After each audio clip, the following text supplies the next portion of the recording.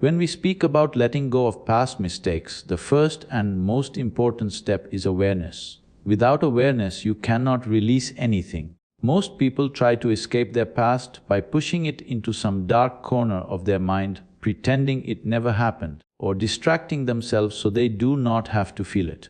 But suppression is not release. What you push away will always find its way back to you in one form or another. It may come back as anger, as guilt, as fear, or even as hesitation whenever you want to take a step forward in life.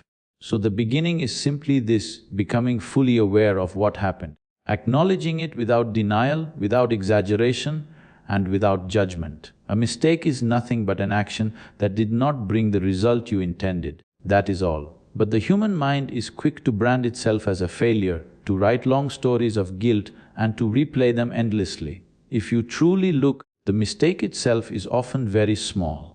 What has become large is the way you have held it inside. You are not carrying the event anymore. You are carrying the memory with all the emotions and judgments you have attached to it. When you see this, awareness dawns. You begin to recognize that the weight you are feeling is not the mistake itself, but your identification with it. Awareness is not about blaming yourself or others. It is not about drowning in self-criticism. It is about seeing clearly, this is what I did, this is what happened, and this is how I feel about it now. The clarity of observation is far more powerful than the heaviness of judgment. When you bring awareness, you separate the action from your sense of self. You understand that a wrong step does not make you a wrong person. You are life, vast and limitless. One action, one decision, one stumble cannot define you. Only when you become aware of this truth, you stop reducing yourself to a mistake.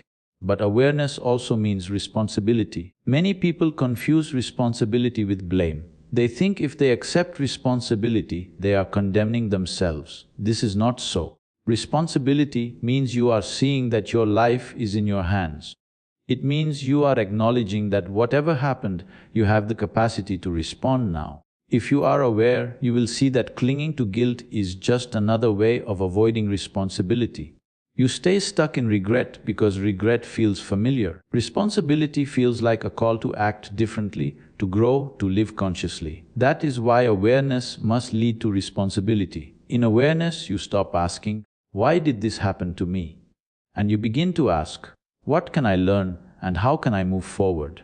This shift is everything. When you become aware, you are no longer a prisoner of your past, you are a student of it. Every mistake then becomes a teacher, every experience a lesson, every scar a reminder that you are still alive and capable of evolving. Awareness transforms pain into wisdom, and wisdom always lightens the load. So the next time your past mistakes rise within you, do not fight them, do not feed them. Just watch. Watch the memory, watch the feelings. Watch how your mind wants to replay the same scenes again and again. In that watching, you will see that it is not the past that is torturing you, it is your present mind clinging to it. And the moment you see this clearly, half the burden is already gone. Awareness is not about changing the past, it is about changing the way you hold the past within you. Once you see this, letting go is no longer an effort. It happens naturally, like dropping something from your hands when you realize it is burning you. If you carry your past mistakes with awareness instead of blindness, they will not weigh you down, they will become steps on which you can stand taller. When you look closely at the way most people live with their past, you will see that the real burden is not the mistake itself, but the guilt that comes after it. The mistake may have lasted a moment, but the guilt stretches it across years, sometimes even a lifetime. Guilt is like a chain you willingly put around your own neck. It does not change what has already happened. It does not undo the action. It does not heal the people involved. All it does is keep you bound to a moment that has long gone. And yet, people cling to it because they believe guilt is a sign of sincerity, as though punishing yourself endlessly is proof that you care. But the truth is, guilt is not sincerity, it is simply a trap of the mind that keeps you circling in the same place. Think about it. If you touch fire once and get burnt, you learn never to do it again. That is intelligence. But if you touch fire once and then keep reliving the burn in your head every day, you are not learning anymore, you are only suffering. This is what guilt does. It repeats the same pain without allowing growth. Many people secretly hold on to guilt because it gives them a strange sense of identity. They say, I am this broken person, I am this guilty one. And from there, they continue to make choices with hesitation, with fear, with self-punishment. In this way, guilt does not allow you to grow, it ensures you remain the same. Breaking the cycle of guilt requires seeing it for what it is, a self-imposed prison. The bars are not real, but as long as you believe in them, they are strong enough to confine you. When you are aware, you realize that guilt is just another way of keeping the past alive. You think you are honoring the mistake by holding on to guilt, but in reality, you are dishonoring your own potential for transformation. Because if you are busy looking backwards with shame, you will never walk forward with clarity. This does not mean becoming careless or indifferent. If you have caused harm, acknowledge it. If you can correct it, do so. If you can apologize, do so. But once that is done, carrying the guilt endlessly serves no purpose. It only poisons the present. The real proof that you have understood your mistake is not the amount of guilt you carry, but the way you live from this moment onward. A guilty mind is like a stagnant pond. No matter how long you stare at it, it will not become clear. But once you release guilt and act consciously, life begins to flow again. The reason guilt feels so heavy is because it ties your identity to what you did. You say, I am the mistake, but you are not. You are far more than any action or any moment of weakness. What you did is separate from what you are. If you can see this, you can free yourself from guilt without becoming irresponsible. Responsibility means learning, growing, living better. Guilt means clinging, punishing, decaying within. So break the cycle. When the mind starts to replay the past with guilt, stop feeding it. Instead, remind yourself that guilt will not make you wiser, only awareness and responsibility will. When you carry guilt, you are chained to the past. When you drop it, you are free to walk into the present with lightness. Letting go of guilt is not about forgetting the past. It is about refusing to let the past ruin the only moment you truly have, this one. When you make a mistake, the natural tendency is to call it failure. You say to yourself, I should not have done this, I should have known better. And in that moment you reduce the whole experience to something negative. But life is not labeling you, only your mind is. If you look deeper, you will see that every mistake carries within it the seed of wisdom. It is not the action itself that determines its value, but how you hold it. One person falls and never dares to walk again. Another falls, learns to balance, and eventually runs with grace. Both faced the same stumble, but the outcome was entirely different because one turned the fall into fear while the other turned it into wisdom.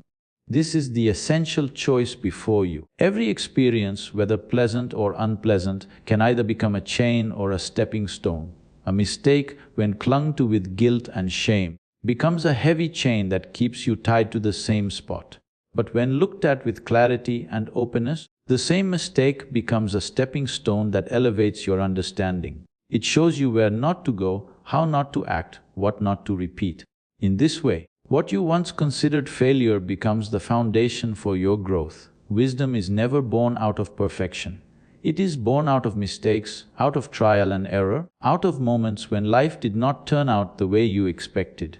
If you had never done anything wrong, if you had never misjudged a situation, if you had never taken a wrong step, you would have no depth of understanding today. You would simply be floating on the surface, untouched by experience. It is your mistakes that push you to look deeper, to reflect, to evolve. They carve out the space inside you where wisdom can reside. But transformation only happens if you are willing to learn. Many people repeat the same mistakes again and again because they never pause to look at them with honesty. They only cover them with regret or justify them with excuses. If you are willing to face your mistake without judgment, then it becomes your teacher. It whispers, "This way does not work, try another." And if you listen, your life begins to refine itself naturally. Slowly, you stop tripping over the same stones because each one has already taught you something. The beauty of turning mistakes into wisdom is that nothing in life is wasted. Even your worst decisions, even the times you feel ashamed of, can serve a purpose. They can remind you of your strength, they can sharpen your awareness, They can deepen your compassion for others who stumble. When you look back and see how far you have come, you realize it was not in spite of your mistakes, but because of them that you grew. What was once a wound becomes a scar, and that scar becomes a mark of your journey, a sign that you lived, that you learned, that you transformed. So never be afraid of mistakes. Be afraid only of refusing to learn from them. If you allow them to teach you, then nothing is truly a failure. Everything becomes part of your path, everything becomes part of your unfolding wisdom. A mistake is not the end of the road, it is simply a bend in the road, showing you another direction. Life is happening only now, not yesterday, not tomorrow, only now. But most people are so busy dragging yesterday along with them that they hardly touch this present moment. They carry their past mistakes like luggage, moving through life with a weight that was never meant to be carried forever. The truth is simple: yesterday is over. It has no power except the power you give it in your memory. Yet, instead of living the freshness of today, you let yesterday bleed into every decision, every thought, every feeling. In doing so, you miss the only time you ever truly have, the present. When you wake up each morning, life is offering you a brand new beginning. But if you rise with the same stories of guilt, regret, and fear, then it feels like nothing has changed. You are not waking up to today, you are waking up to yesterday once again. This is why so many people feel stuck, even when life is constantly moving forward. The problem is not that life is not giving them opportunities. The problem is that they are not available to receive them. They are too entangled with the past to see what is right here. Living fully in the present does not mean you must erase your memories. Memory has its place. It helps you learn, it helps you remember how to navigate the world.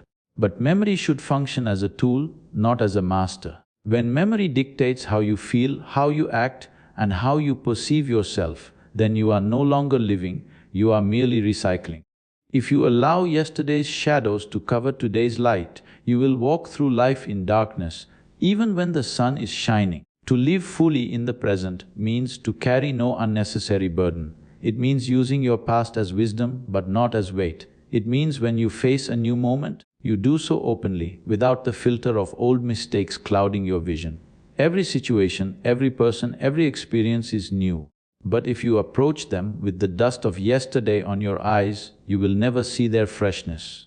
The present moment has infinite possibilities, but you must meet it with openness, not with the baggage of the past. Many people say, it is hard to let go. It is not hard, it is simply unfamiliar. You have trained your mind to chew on the same stories over and over, so silence and freshness feel strange at first. But once you learn to be here now, you realize this is the most natural state of being. It is not about effort, it is about dropping what is unnecessary. It is like carrying a heavy stone on your head and saying, I don't know how to let it go. All you need to do is release your grip. The relief is immediate. Living in the present is not only freedom from the past, it is also freedom from fear of the future. Because when you are here now, you are not worried about what will come next. You are simply engaged with life as it unfolds. And in that state, there is a lightness, a joy, and a deep sense of peace. When the past no longer haunts you and the future no longer frightens you, the present becomes a gift and life flows through you effortlessly. This moment is all you have, and this moment is enough.